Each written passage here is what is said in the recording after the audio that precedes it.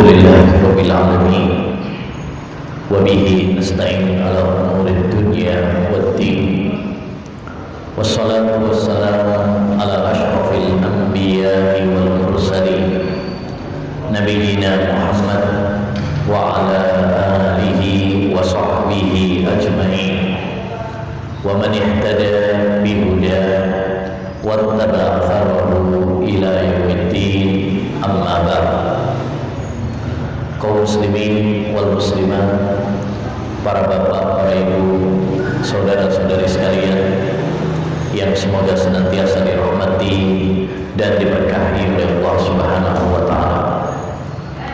Alhamdulillah, kita bersyukur kepada Allah Subhanahu wa taala.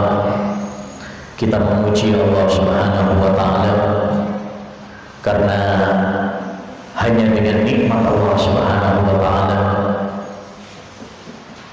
kita masih diberi kesempatan, diberi kesehatan, diberi kemudahan oleh Allah Subhanahu wa taala untuk bertemu dengan bulan suci Ramadan, hingga kita sekarang sudah berada di tanggal 27 Ramadan. Ya, nggak terasa ya. Perasaan barusan memulai bulan Ramadan, sekarang hanya tinggal beberapa hari lagi Ramadan akan meninggalkan kita.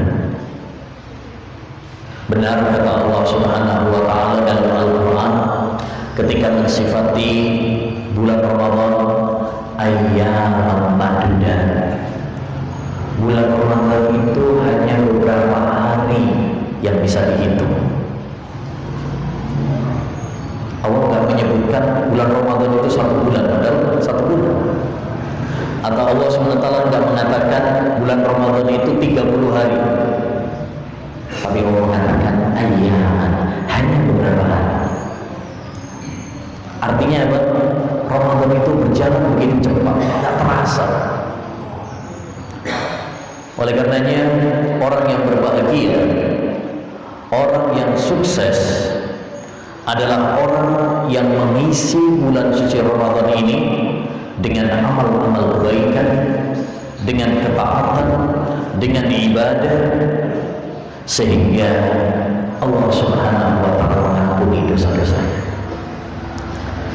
Kata Nabi alaihi salatu wassalam, rahima anfun rajulun adraka syahra Ramadan falam yughfar lahu.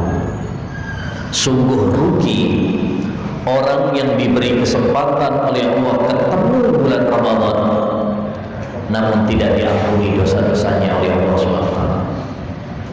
Ini rugi. Kenapa merugi? Karena di bulan Ramadan ini Allah SWT buka pintu-pintu ampunan, pintu-pintu surga dengan seluas-luasnya, sehingga banyak sekali amalan-amalan yang kalau kita lakukan itu akan menggugurkan dosa-dosa kita. Man shoma ramadhana imanan wa ihtisaban ghufira lahu ma taqaddama min dhanbihi. Siapa yang puasa Ramadan atas dasar iman dan ikhlas karena Allah Subhanahu wa taala, niscaya akan diampuni dosa-dosanya oleh Allah. Man qama ramadhana imanan wa ihtisaban ghufira lahu ma taqaddama min dhanbihi. Siapa yang menghidupkan malam hari dengan ibadah kepada Allah atas dasar iman dan mengharapkan pahala dari Allah, akan diampuni dosa-dosanya. Bahkan zakat fitr yang bentar lagi mulai besok sudah boleh untuk menunaikan zakat fitr, ya. Sehari 2 hari sebelum hari raya itu sudah diperbolehkan mengeluarkan zakat fitr. Itu juga adalah penggugur dosa. Kata Nabi alaihi salatu wassalam, farada Rasulullah zakat al-fitri tuhratan lis-shaim wa tuhmatan lil masakin. Rasulullah SAW mewajibkan zakat fitr itu sebagai penggugur dosa, ya, pembersih bagi orang-orang yang berpuasa dari ucapan-ucapan yang kotor, perbuatan-perbuatan yang sia-sia, wa tu'matan lil masakin, dan untuk memberi makan kepada fakir miskin. Jadi banyak di bulan Ramadan ini amalan-amalan yang bisa menggugurkan dosa-dosa kita. Makanya kalau kita diberi kesempatan oleh Allah, ya, bertemu dengan bulan Ramadan, kok nggak diampuni dosa-dosa kita oleh Allah Subhanahu wa taala, maka berarti kita orang yang merugi. Ya, ada orang-orang yang sukses, orang-orang yang bahagia di bulan suci Ramadan, mereka yang mengisi bulan-bulan suci Ramadan dengan amal-amal ibadah. Oleh karenanya, masyarakat muslimin, walaupun tinggal cuma 2 hari atau 3 hari sisa bulan suci Ramadan ini, mari kita manfaatkan dengan semakin meningkatkan amal ibadah kita, jangan semakin kendor. Biasanya orang kalau sudah dekat-dekat lebaran wis kendor, wis sibuk apa? Ya, sibuk beli baju, ya, buat snack, ya, renovasi rumah, ya, sudah lupa dengan ibadah kepada Allah SWT. Padahal justru akhir-akhir Ramadan itu adalah, ya, intinya penghujung bulan Ramadan itu adalah penentunya. Kata Nabi SAW, innamal a'malu bil khawatim. Sesungguhnya setiap amalan itu tergantung penutupan akhirnya. Penutupan akhirnya gimana? Ada orang yang misalkan ahli maksiat, dosa, tapi kalau sebelum meninggal dunia dia bertobat kepada Allah Subhanahu wa taala, berarti dia husnul khatimah. Tapi kalau ada orang yang awalnya ahli ibadah, tapi sebelum meninggal dunia mau murtad, ya, berarti su'ul khatimah. Jadi semuanya tergantung kepada penutupannya. Maka mari kita tutup bulan Ramadan ini dengan amal kebajikan. Itulah pemenang sesungguhnya. Bang, yang namanya perlombaan itu ditentukan di awal atau di akhir? Di akhir. Kalau di awal ini babak penyisian sih, ya. Tapi kalau sudah akhir-akhir, nah ini babak final, babak penentuan. Begitu juga bulan Ramadan ini. Bulan Ramadan ini adalah perlombaan. Fastabiqul khairat, berlomba-lombalah dalam kebaikan. Ya, karena bulan Ramadan ini adalah bulan perlombaan, maka ditentukan di akhirnya siapa yang benar-benar istiqomah, tegar terus, konsisten dalam ibadah, dan siapa yang berguguran. Kalau awal-awal biasanya si akeh masih semangat, tapi yang bisa bertahan sampai akhir, nah ini yang cara. Coba musola, masjid, lambat, itu kalau di awal-awal, masya Allah, rame, ya, sampai kadang-kadang nggak cukup kalau pas terawih, meludak. Awal-awalnya, minggu kedua udah ada kemajuan, maju softnya, ya, minggu ketiga tambah maju. Minggu keempat, sing rame mall, sing rame pasar, ya, sepi masjidnya, kecuali masjid-masjid yang diberkahi oleh Allah Subhanahu. Ma'asyiral muslimin rahimani wa rahimakumullah. Oleh karenanya, sebelum kita mengakhiri bulan Ramadan ini, ya, mari kita tingkatkan amal ibadah kita sehingga kita menjadi pemenang di bulan Ramadan. Kita isi ya sisa-sisa hari bulan Ramadan ini dengan puasa, dengan sholat malam, dengan membaca Al-Quran, dengan sedekah, dengan doa kepada Allah Subhanahu wa Ta'ala. Ini 5 amalan yang sangat ditekankan. Ya, barang siapa yang menutup bulan Ramadan dengan amal-amal kebajikan, insya Allah dia pemenang di bulan Ramadan ini. Ya, walaupun nggak membawa pahala, tapi dia membawa pahala. Walaupun dia nggak membawa piala, tapi dia membawa pahala. Ya, dulu saya tadi barusan naik kuda, saya jadi teringat ada ucapan sebagian ulama. Ya, kuda itu kalau balapan, ada pacuan kuda, semakin dia mendekati garis finish, itu bukan semakin melorot semangatnya, ya, semakin lemas, enggak. Kuda apabila sudah mendekati garis finish, dia akan kerahkan segala tenaganya untuk menjadi pemenang di garis finish. Jadi kalau semakin dekat dengan garis finish, semakin kencang. Itulah yang dicontohkan oleh Nabi. Makanya Nabi kalau sudah masuk 10 akhir bulan Ramadan, disebutkan oleh Ibunda Aisyah, karena Nabi SAW idza dakhala al-ashra shadda mi'zara. Nabi itu kalau sudah memasuki 10 akhir bulan Ramadan, beliau mengencangkan sarungnya. Maksudnya mengencangkan sarungnya gimana? Semakin semangat. Wa ahya lailah, dia hidupkan malamnya, maksudnya ngelembur, ya, begadang, tapi bukan begadang nonton TV atau main gaplek, bukan, begadang untuk ibadah, untuk sholat. Wa aiqadha ahlah, dan bangunkan keluarganya, istrinya dibangunin, anaknya dibangunin, diajak untuk ibadah supaya ya bisa bersama-sama dengan keluarga masuk surga.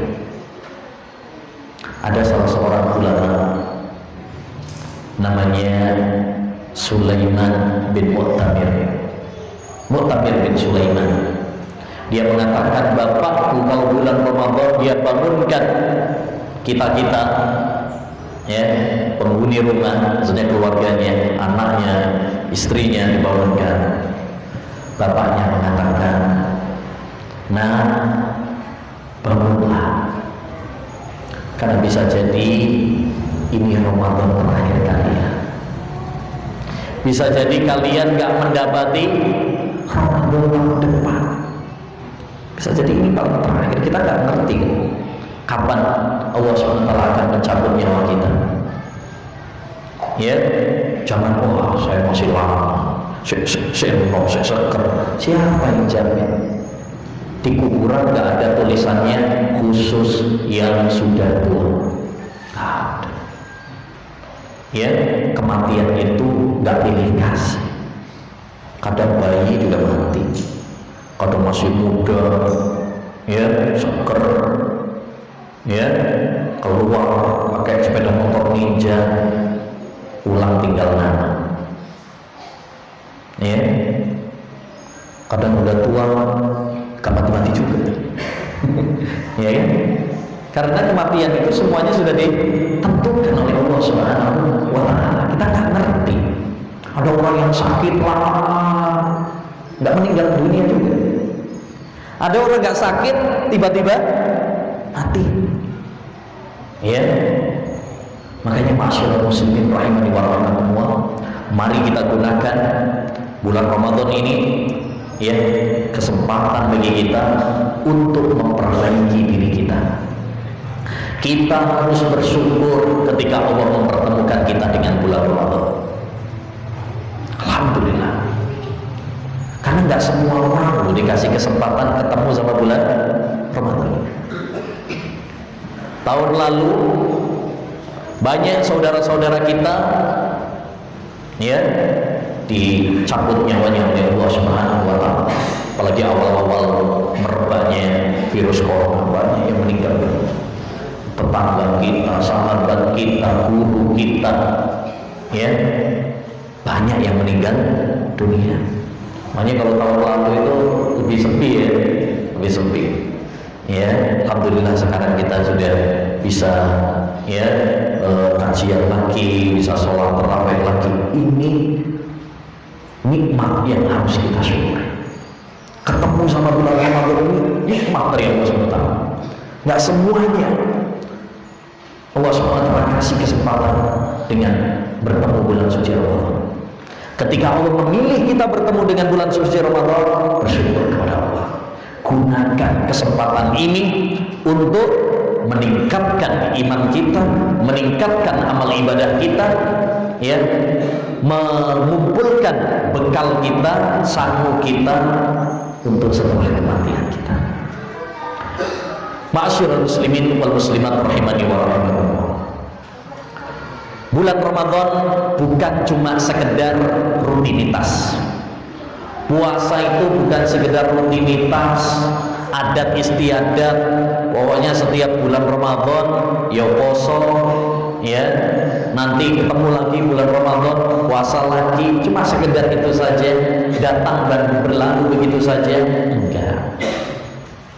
Ramadan itu madrasah keimanan kita. Dia sekolah untuk memperbaiki kualitas keimanan kita. Dengan bulan Ramadan diharapkan ya kita menjadi hamba-hamba Allah Subhanahu wa taala yang beriman dan bertakwa. Semakin kuat, semakin kokoh iman kita. Makanya perhatikan dalam Al-Quran ayat tentang puasa, surat Al-Baqarah ayat 183. Allah Subhanahu wa taala menjelaskan tentang tujuan kenapa kita puasa.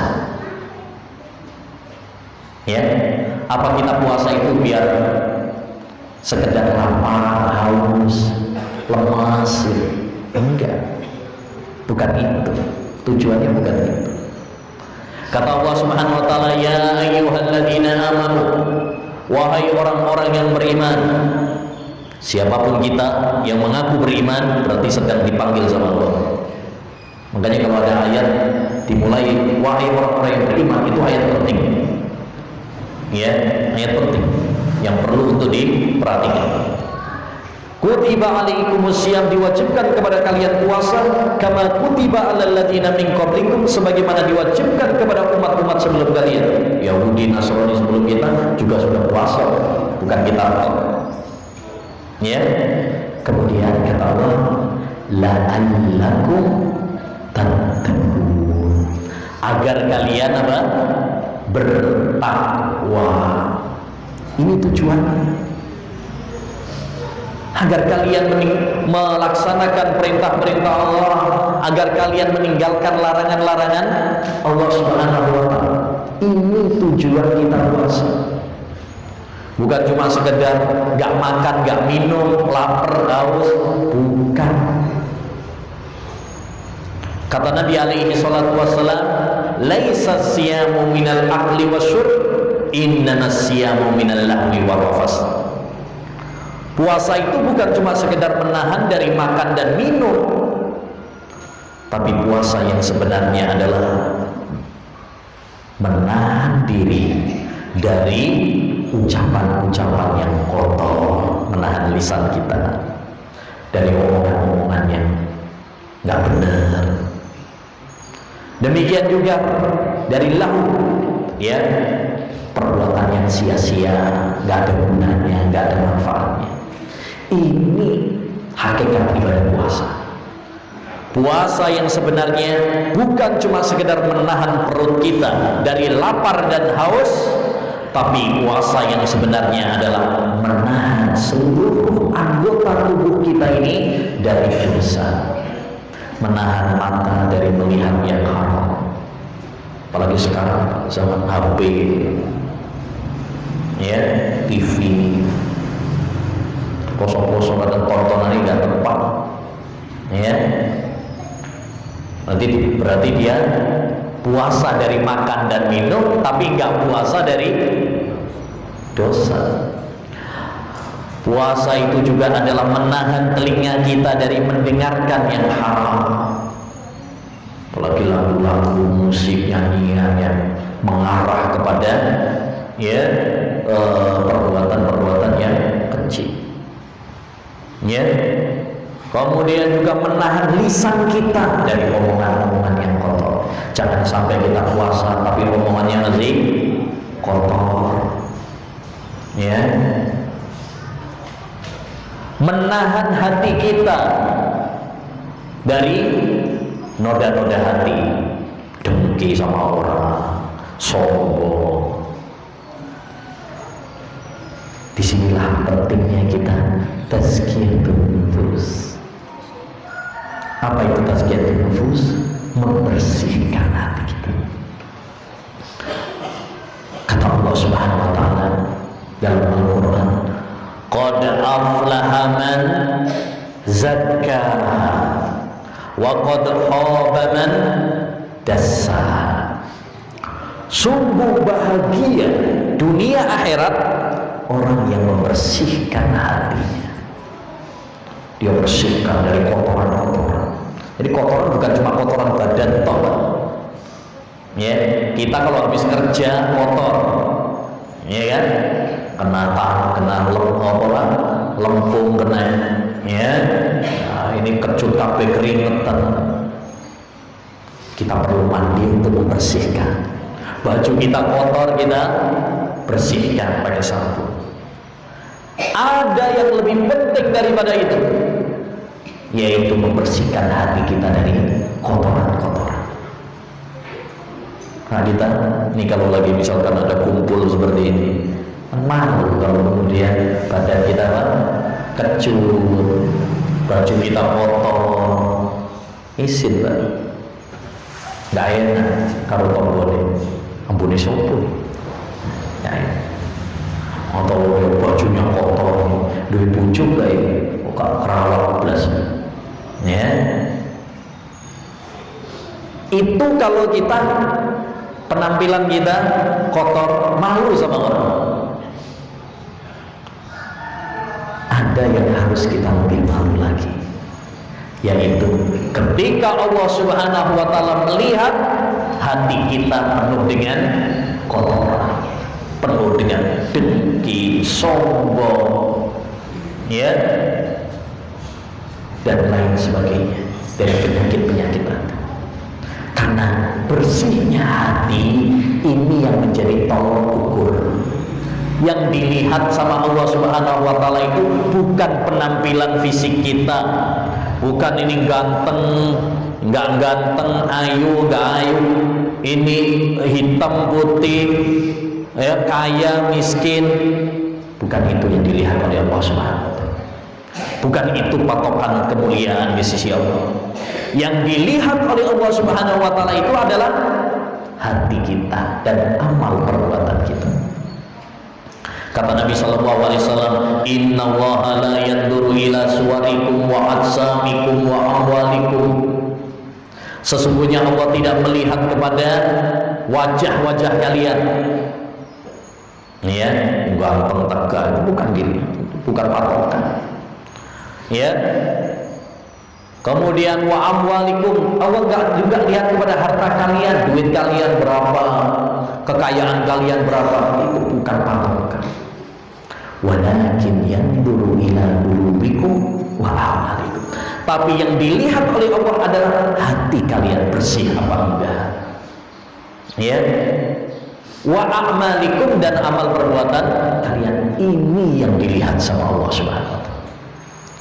Makanya Pak, membersihkan hati penting, lebih penting daripada membersihkan badan, membersihkan pakaian. Dua-duanya penting, tapi yang lebih penting adalah membersihkan hati.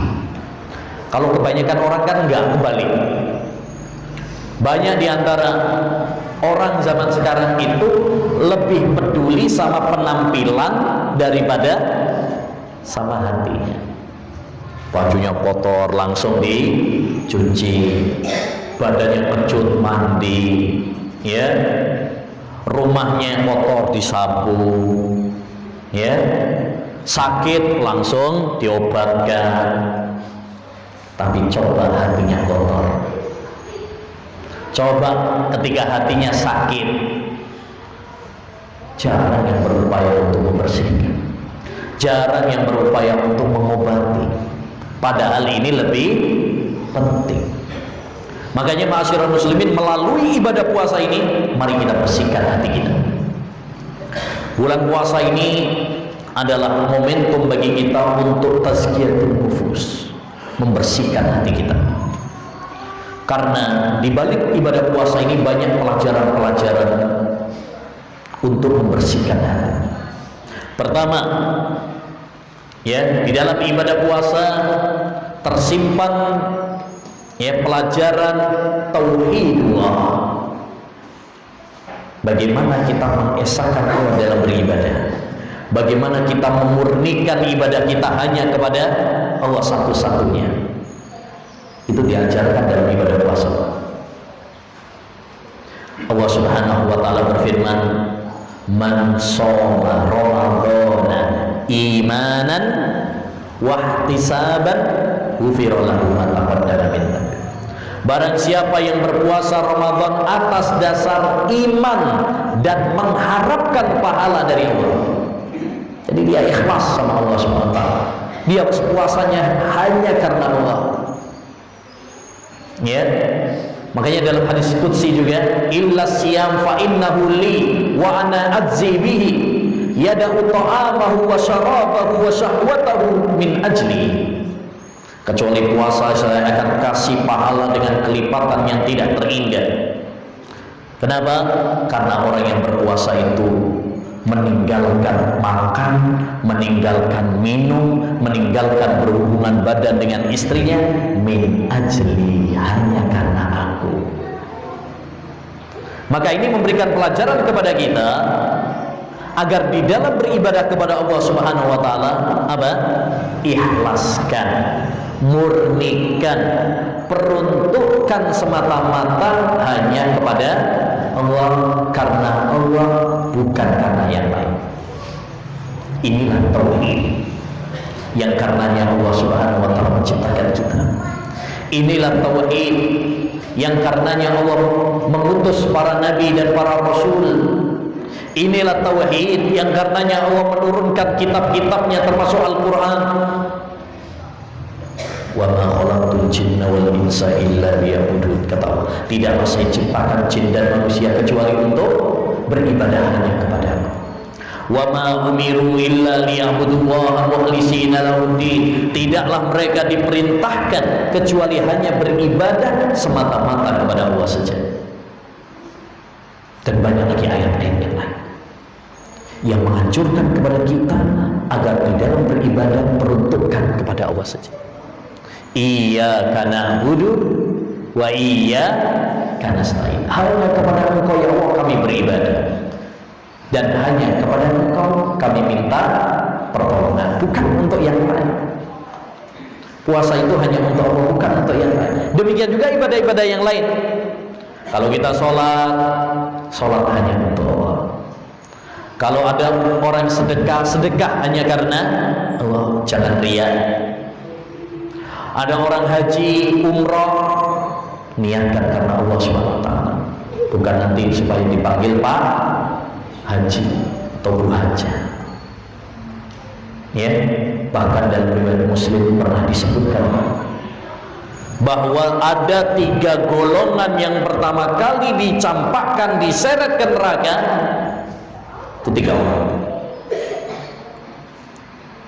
Ya, mereka ternyata bukan bandar narkoba, bukan mafia, bukan pezina.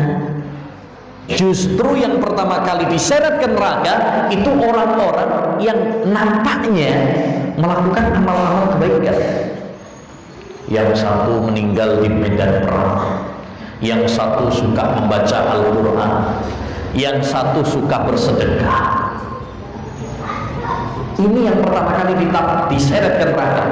Bukan karena membaca Al-Qurannya, bukan karena perang di jalan Allah Subhanahu Wa Taala, bukan karena bersedekahnya, tapi karena gak ikhlas.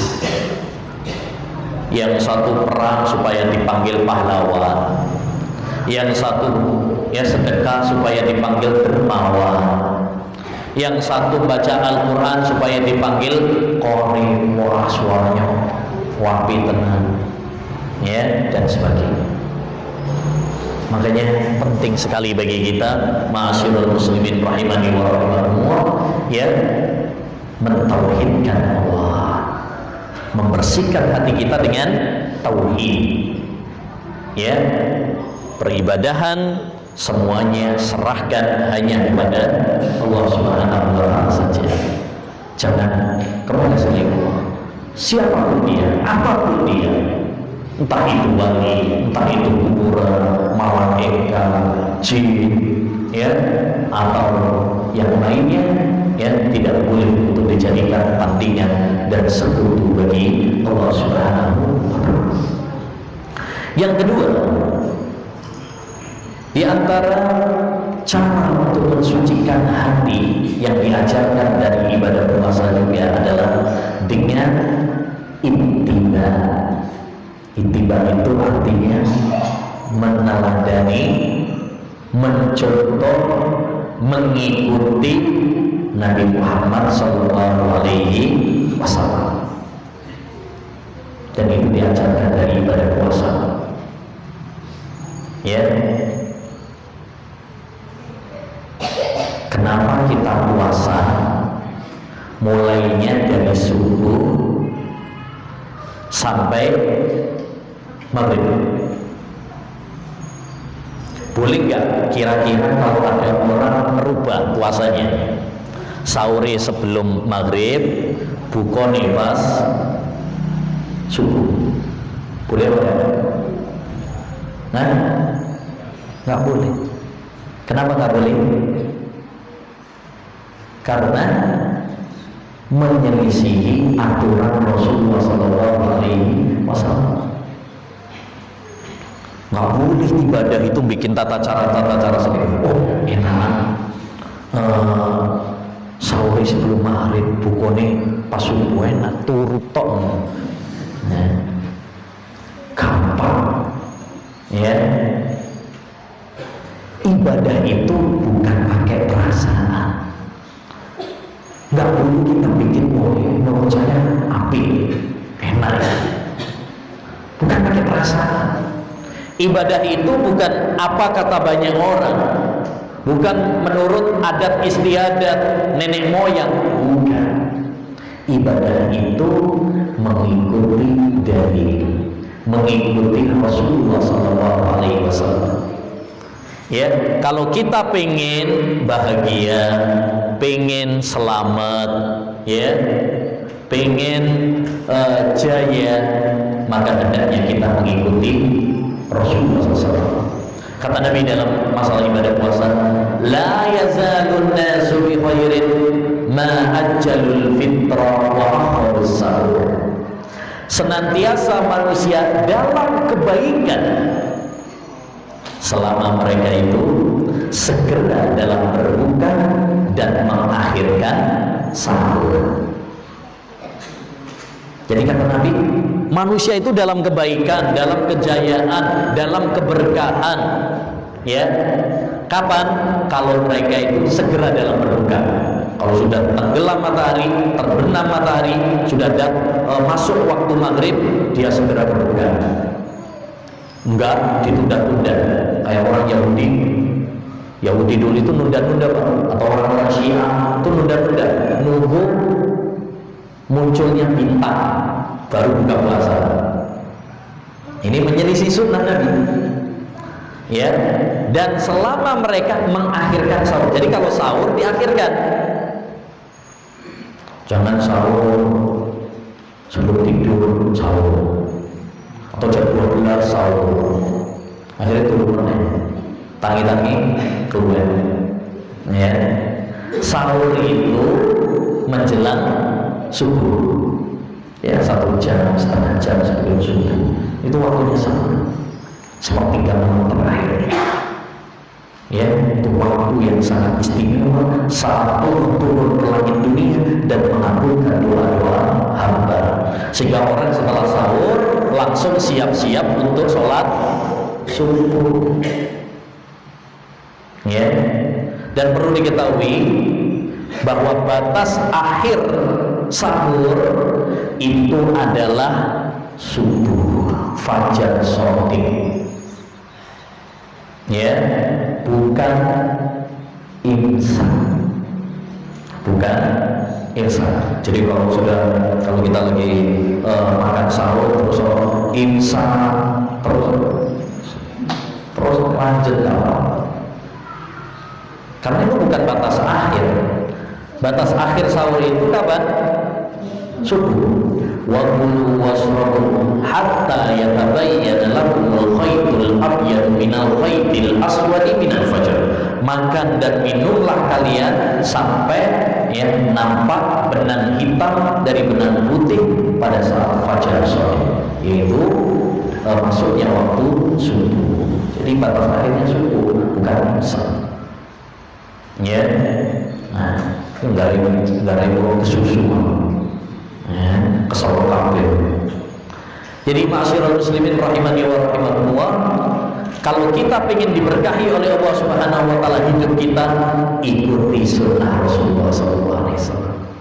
Kalau kita ingin selamat dunia akhirat, ikuti ya Rasulullah SAW. Kata Imam Malik bin Anas, gurunya Imam Syafi'i, beliau pernah mengatakan, as-sunnatu kasafinatin nur, man raqibaha naja wa man lam yarkabha gharik. Sunnahnya Nabi Muhammad itu bagaikan kapalnya Nabi Nuh. Siapa yang naik kapalnya Nabi Nuh selamat. Siapa yang tidak menaikinya tenggelam. Walaupun istrinya sendiri, walaupun anaknya Nabi Nuh tenggelam karena nggak mengikuti Nabi Nuh. Begitu juga kita. Kalau kita nggak mengikuti Nabi Muhammad SAW, nggak selamat kita. Amal kita sia-sia. Ya, pergelap. Man amila amalan laisa alaihi amruna fahuwa radd.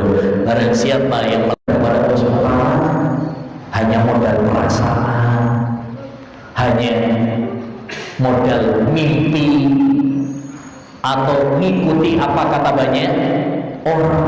Kita beribadah itu mengikuti dalil, mengikuti petunjuk Rasulullah SAW.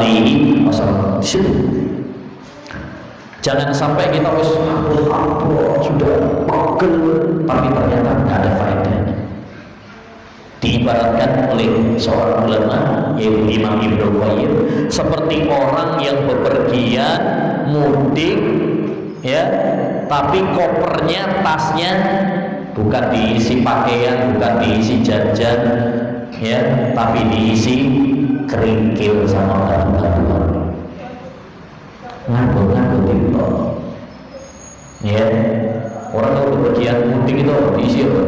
Baju, diisi jajan, uang, dan yang nggak boleh ketinggalan sekarang HP sama jas-jasan.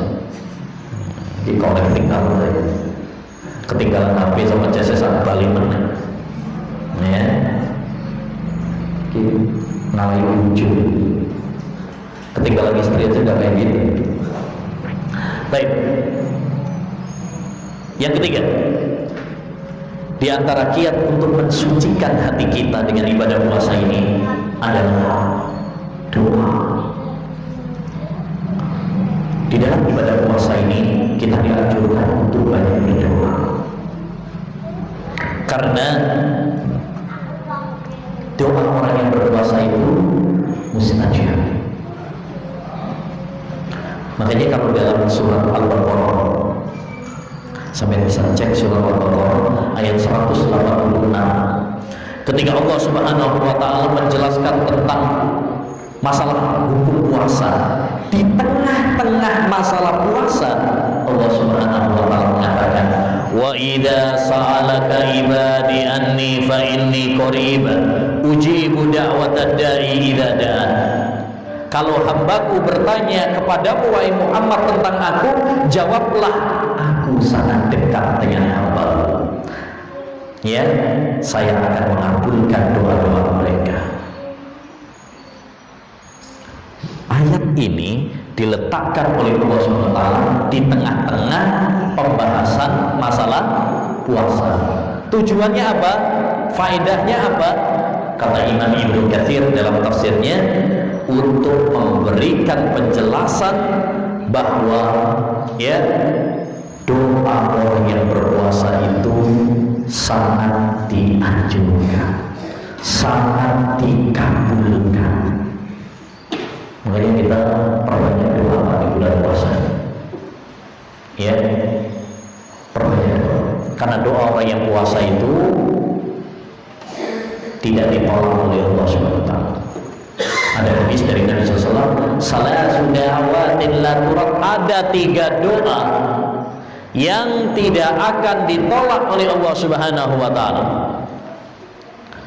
Ya, yang pertama, da'watul walid li waladihi, doa orang tua untuk anaknya. Nah, sampean doakan anak yang baik-baik, karena doanya sampean sebagai orang tua itu apa? Mustajab. Jangan sampai doakan yang jelek. Kadang-kadang orang tua ya mungkin saking jengkelnya ya, anaknya bandel nakal, akhirnya didoakan jelek. Tak benar kuala pernah. Hanya kita hati-hati, ya, hati-hati dalam apa? Berkata, berdoa, karena doa orang tua itu adalah mustajab. Yang kedua, wada'watus shaim, doanya orang yang puasa. Ini nggak akan ditolak sama Allah, artinya mustajab. Sejak dia berpuasa sampai buka itu mustajab. Hanya lebih ditekankan lagi ketika berbuka, lebih ditekankan lagi ketika waktu sahur, karena waktu sahur itu sepertiga malam terakhir, dan sepertiga malam terakhir itu Allah turun ke langit dunia dan mengatakan, siapa yang berdoa kepadaku saya akan kabulkan. Ya, demikian juga saat antara adzan dan qomat, saat ketika kita sujud, saat sebelum salam, saat turun hujan, ini waktu-waktu yang mustajab. Perbanyak doa, ya, doa supaya Allah SWT menerima amal ibadah kita. Kalau kita sudah puasa sudah 27 hari, jangan menjamin bahwa ibadah kita sudah diterima, karena kita nggak tahu diterima apa enggak. Ya, makanya di antara doa yang diajarkan oleh Nabi, Allahumma inni as'aluka ilman nafi'an wa rizqan thayyiban wa amalan mutaqabbalan. Ya Allah, aku memohon kepadamu ilmu yang bermanfaat, rezeki yang halal, dan amal ibadah yang diterima. Dulu para sahabat Nabi juga begitu. Kalau sudah selesai sholat hari raya Idul Fitri, mereka saling mendoakan, taqabbalallahu minna wa minkum. Artinya apa taqabbalallahu minna wa minkum? Semoga Allah menerima amal ibadah kita semuanya. Doa. Padahal mereka Nabi dan para sahabat tentunya lebih ikhlas dan lebih ittiba sesuai dengan tuntunan Nabi daripada kita. Tapi mereka nggak jamin. Apalagi kita. Ya, kita sering-seringnya sekarang ini pamer kalau puasa, selfie, cekrek, lagi ikut kajian puber di Japro, misalnya, so kirim status laporan, ya, kadang-kadang seperti itu akhirnya apa? Muncul ria. Hati-hati. Jadi masyarakat muslimin rahimahullah, doa ini penting. banyak doa. Jangan remehkan kekuatan doa. Termasuk sekarang ini orang kadang pusing, gimana ini Indonesia belum selesai dari COVID. Terus berdoa pada Allah. Gak ada yang bisa mengangkat wabah ini kecuali hanya Allah saja. Lihat dokter-dokter sekolah, pemerintah kuala, ya, para profesor-profesor, orang-orang yang jenius kuala, menunjukkan apa? Manusia itu lemah. Yang kuat hanyalah Allah. Ya ayyuhan nas, antumul fuqara'u ila Allah, wallahu huwal ghaniyyul hamid. Wahai manusia, kalian itu fakir, miskin, butuh sama Allah SWT. Sedangkan yang kuat itu hanyalah Allah. Coba baru dikasih virus yang gak kelihatan, udah montang-manting semuanya. Itu baru cuma satu virus, ya, menunjukkan bahwa manusia itu lemah. Gak ada yang pantas kita sombongkan. Kita dilahirkan dari air mani yang hina. Nanti kalau kita mati menjadi bangkai yang busuk. Dan selama hidup kita juga selalu membawa tong sampah. Ini perlu kita tong sampah. Kita bawa kemana-mana, isinya kotor. Ya, apa yang kemudian patut kita sombongkan? Gak ada yang patut kita sombongkan. Orang sekarang banyak yang membongkar tentang kekayaannya, pamer mobilnya, rumahnya, kalau ini artis-artis, karena pamer ATM-nya, ya, apa bedanya?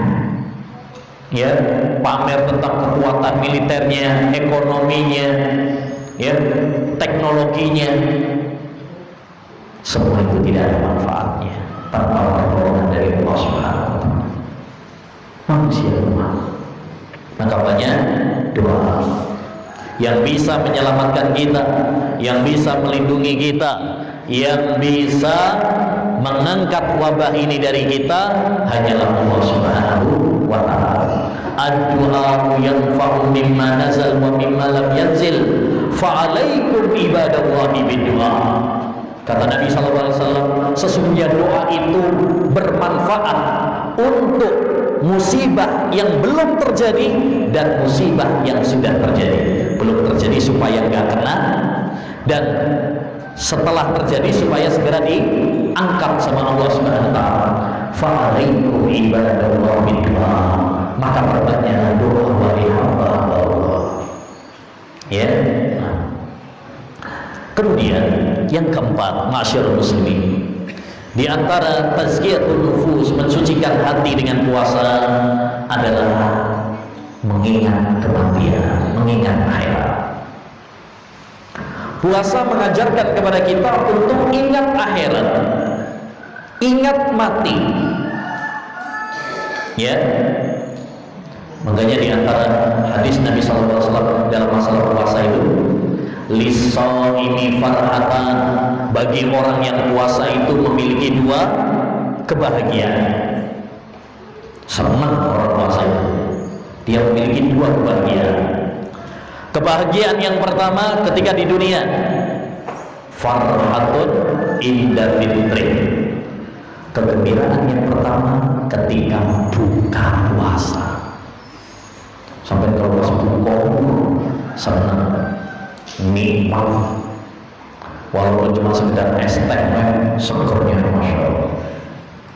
Walaupun cuma sekedar apa, ya, mungkin nasi, ya, sambal terasi atau tempe, itu udah nikmatnya luar biasa, sangat gembira. Itu ketika di dunia. Terus kata Nabi, wa farhatun inda liqa'i rabbih, kegembiraan orang puasa yang kedua nanti ketika dia ketemu sama Rabbnya, ketika dia berjumpa dengan Allah Subhanahu wa Ta'ala. Maksudnya kapan? Di akhirat nanti. Maka hadis ini menunjukkan kepada kita, mengingatkan kepada kita agar kita agar kita ingat mati. Ini penting supaya hati ini lembut, gak keras. Ya, Nabi SAW mengatakan, aksiru dzikra hatimil ladzat. Perbanyaklah oleh kalian mengingat penghancur kelezatan. Apa penghancur kelezatan itu? Mati. Ya, dunia yang dicari-cari oleh orang hancur kalau orang sudah mati, nggak ada apa-apa. Ya, orang kalau mengingat kematian, dia sering mengingat kematian, sering mengingat akhirat, dia akan mendapatkan 3 faedah. Faedah yang pertama, dia lebih bersemangat dalam beramal soleh, karena dia merasa berkahnya masih tinggi. Ya Allah, ya, bekal saya masih tinggi, dosa saya banyak, sehingga dia semangat. Yang kedua, dia akan segera bertobat, nggak muda-muda. Jangan bilang nanti aja tobatnya, mumpung saya kisih nol, soal sing jawab. Apalagi yang dia bilang itu kecil di manja, muda foya, ya, tua kaya raya, mati masuk surga katanya, katanya ya. Ini orang-orang yang tertipu, orang-orang yang tertipu. Yang ketiga, orang kalau mengingat kematian, faidah yang ketiga adalah dia qanaah itu nerima ridho. Berapapun rezeki yang Allah berikan kepadanya, dia syukuri. Dia tidak tamak, berambisi kepada dunia. Ya, karena manusia itu kalau mengikuti kemauan nggak akan selesai. Makanya lomba yang nggak ada garis finishnya itu lomba ngejar dunia. Itu kalau garis finish. Semakin orang mendapatkan dunia, pengennya nambah terus. Kata Nabi, "Lau kana di dunia ada mawadiyan minad dahab, lam tawasa bisa." Andaikan anak Adam itu memiliki 2 lembah emas, 2 lembah emas, bukan cuma 1 gram, 2 gram, ya, 100 gram, 200 gram, enggak, 2 lembah emas.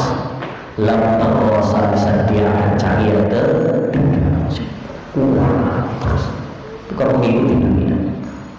Tapi kalau orang banyak akhirat, ngapain ngebul dunia? Yang paling penting adalah mempersiapkan bekal kita untuk setelah kematian. Karena ini yang kekal, yaitu akhirat. Adapun dunia ini cuma sementara. Nabi SAW pernah ditanya, ayyul mu'minina atyas, wahai Rasulullah, siapa orang beriman yang cerdas itu? Ya, Nabi nggak mengatakan, oh ini yang sekolahnya tinggi, S1, S2, S3, STL. Nabi nggak mengatakan. Tapi Nabi mengatakan apa?